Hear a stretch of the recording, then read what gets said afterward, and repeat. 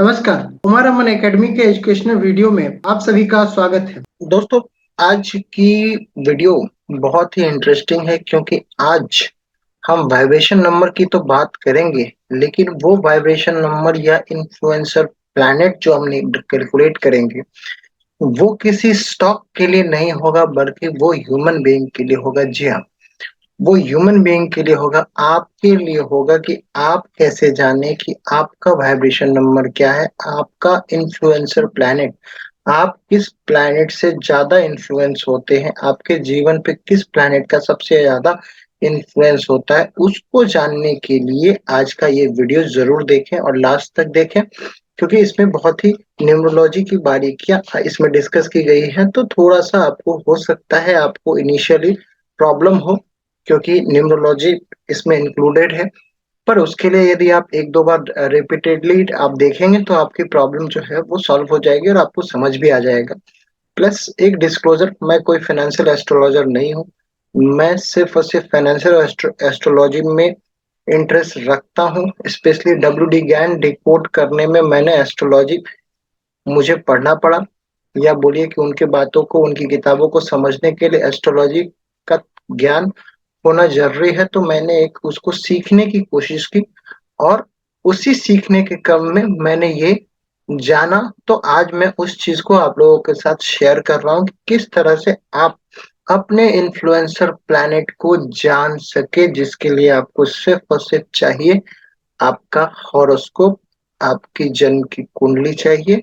लेकिन प्लीज़ इसके बाद आप अपने इस तरह के एस्ट्रोलॉजिकल क्वेरी आप मुझे मत भेजिएगा क्योंकि मैं डिस्क्लोज़र दे रहा हूँ कि मैं कोई भी एस्ट्रोलॉजर नहीं हूँ। मैं एक मार्केट में एक ट्रेडर हूँ और आपको मैं सिर्फ़ मार्केट से रिलेटेड ही जानकारी आपको दे सकता हूँ। हमारा जो चैनल का प्रयास है कि आपको वो सिखाने का, stock market related knowledge share करने का। उसमें डब्ल्यूडी ज्ञान एक पार्ट था, उसको डिकोड करने के लिए एस्ट्रोलॉजी को जानना था और बस हम वहाँ तक ही जान पाए।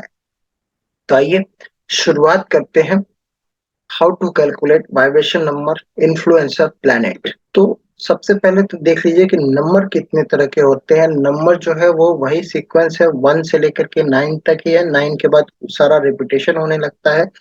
तो उसको यदि न्यूमरोलॉजी के हिसाब से यदि आप किस तरह से क्लासिफाइड करेंगे तो 1 नंबर जो है वो सन से रिलेट करता है, 2 नंबर मून से करता है, 3 नंबर जुपिटर से करता है, 4 नंबर फिर से सन से करता है। यहाँ पे बहुत लोग राहु को लाएँगे ट्रेडिशनल एस्ट्रोलॉजी, लेकिन मैं आपको यहाँ पे याद दिला दूँ कि हम यहाँ ट्रेडिशनल एस्ट्रोलॉजी को डिस्कस नहीं कर रहे हैं। मैं फिर से बोलता हूँ कि हम यहाँ ट्रेडिशनल एस्ट्रोलॉजी को डिस्कस नहीं कर रहे हैं, हम यहाँ न्यूमरोलॉजी को कर रहे हैं। तो वहाँ पे 4 मतलब सन, राहु, केतु आप उसको भूल जाइएगा। उसको न्यूमरोलॉजी में खास करके जो हमारा फॉरेनर न्यूमरोलॉजी है, वहाँ पे इसको नहीं माना गया है। तो 4 सन, 5 mercury, 6 Venus, 7 moon, moon repetition हो रहा है, 2 पे भी मून आ रहा है, 7 पे भी मून आ रहा है। नॉर्मली 7 केतु का नंबर आता है, 4 राहु का नंबर आता है ट्रेडिशनल एस्ट्रोलॉजी में, लेकिन यहाँ पे मून बताया गया है और 8 सैटर्न, 9 मार्स। तो रिपीटेशन हो रहा है 1 और 4 में सन का, 2 और 7 में मून का। यानी कि कुल मिलाकर के हमारे पास जो आता है वो सन आता है 1 और 4, मून आता है 2 और 7, मरकरी 5, वीनस 6, मार्स 9, जुपिटर 3 और सैटर्न 8। मैं आपको बता दूं कि एक्चुअली में हमको सिर्फ और सिर्फ 7 नंबर ही चाहिए। ये दोनों नंबर यानी कि 2 और 4 जो है वो नेगेटिव नंबर माने जाते हैं। एस्ट्रो न्यूमरोलॉजी बेस्ड एस्ट्रोलॉजिकल यदि आप कैलकुलेशन करेंगे तो जब भी सन के लिए नंबर लिखा जाएगा तो वो 1 लिखा जाएगा, मून के लिए जब भी लिखा जाएगा नंबर तो वो 7 लिखा जाएगा, क्योंकि ये पॉजिटिव नंबर होते हैं। 2 को मून का नेगेटिव नंबर माना जाता है, 4 को सन का नेगेटिव माना जाता है, तो इसी वजह से 1 लिखेंगे और 7 लिखेंगे। तो ये तो हो गया हमारे पास नंबर्स का, मतलब 1 से लेकर के 9 तक जो है वो नंबर हो गए और किस प्लैनेट के लिए कौन सा नंबर है। अब जो है वो हमारा जो 12 राशि है उसकी बात करते हैं। तो सबसे पहले पहला राशि आता है। पहला राशि का प्लैनेट भी आएगा, जो लॉर्ड आता है, और उसका नंबर भी आएगा। ये सबसे ज्यादा जरूरी है आपको इन्फ्लुएंसर प्लैनेट के लिए। तो ये अभी से लेकर के दो चार जो अभी स्लाइड आपको दिखाई देंगे वो आपके लिए इम्पोर्टेंट होगा। तो पहली राशि है एरीज, जिसको हम हिंदी में मेष कहते हैं। मार्स उसका रूलिंग प्लैनेट है और उसका नंबर होता है 9। टॉरस यानी कि वृष राशि, वीनस होता है उसका लॉर्ड और 6 नंबर वीनस का नंबर है। जेमिनी यानी कि मिथुन राशि, मरकरी होगा उसका प्लैनेट और 5 नंबर आएगा।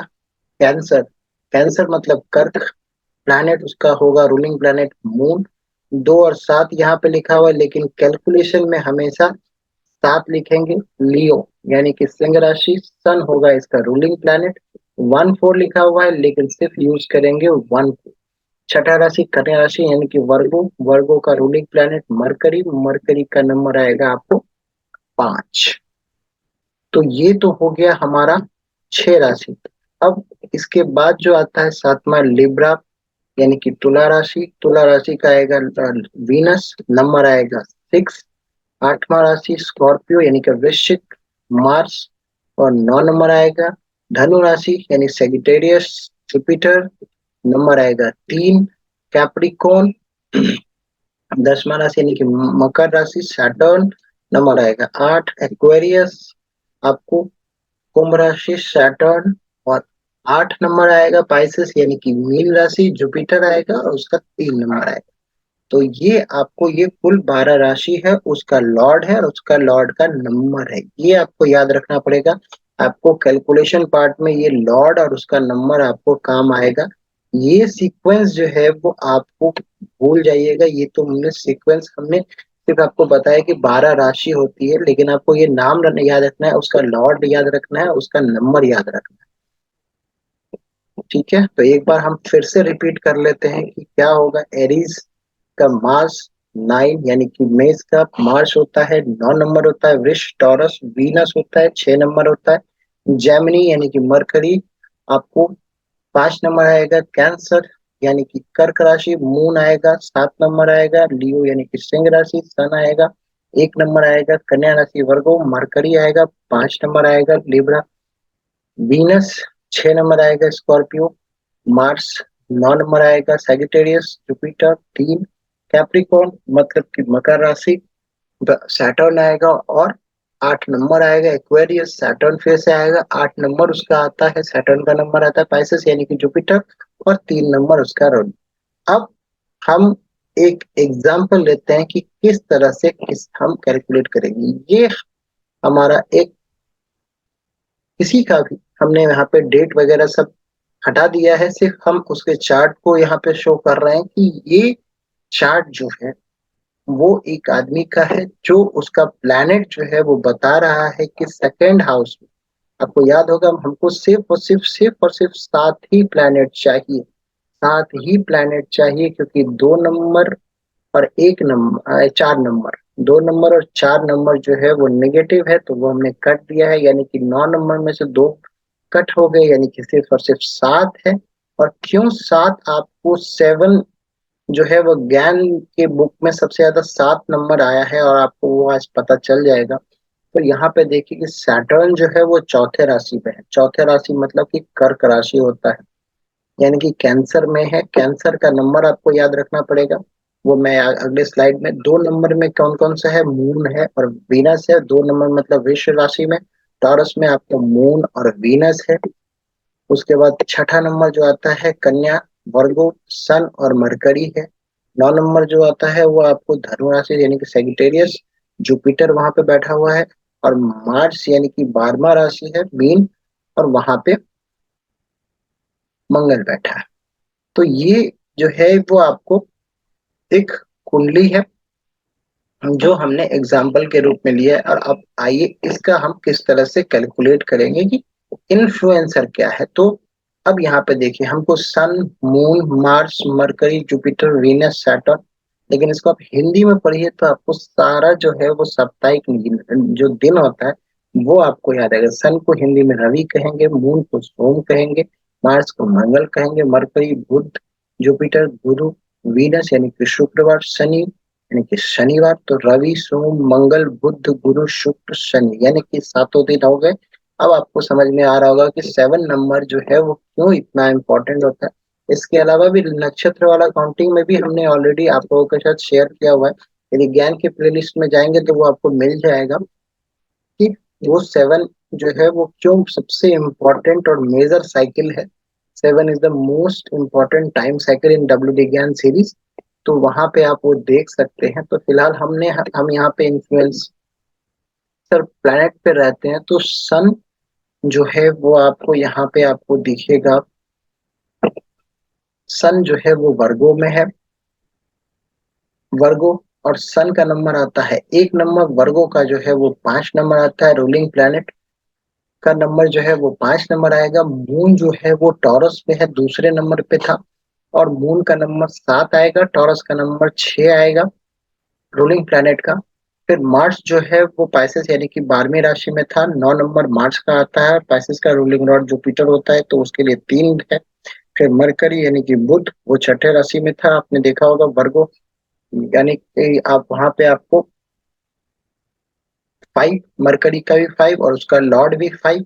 फिर जुपिटर जो है वो गुरु वो सेजिटेरियस में है यानी कि आपको नौवे नंबर और उसका जो राशि का जो रूलिंग प्लैनेट होता है वो भी जुपिटर ही होता है यानी कि जुपिटर अपने ही घर में यानी कि 3+3।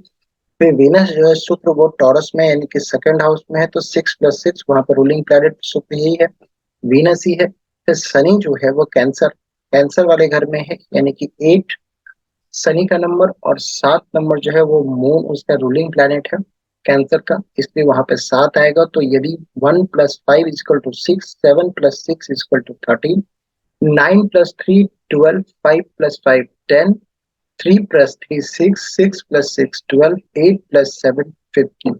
यहाँ पे मैं आपको बताऊं कि यहाँ पे प्लैनेट है। प्लैनेट किस घर में है, उस घर के लॉर्ड का नंबर, उस घर के लॉर्ड का नंबर। मून जो है वो दूसरी राशि में है, टॉरस में है।